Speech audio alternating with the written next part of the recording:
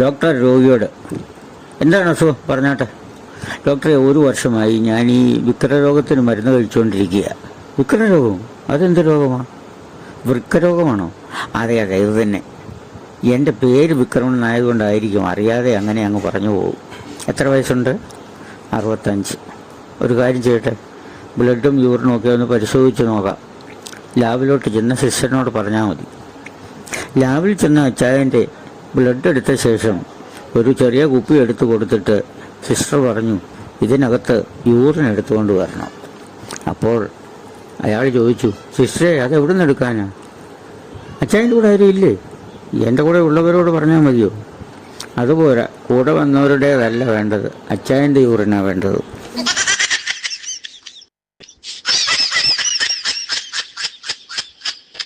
ദയവായി ലൈക്ക് ചെയ്യാനും ഷെയർ ചെയ്യാനും സബ്സ്ക്രൈബ് ചെയ്യാനും മറക്കല്ലേ.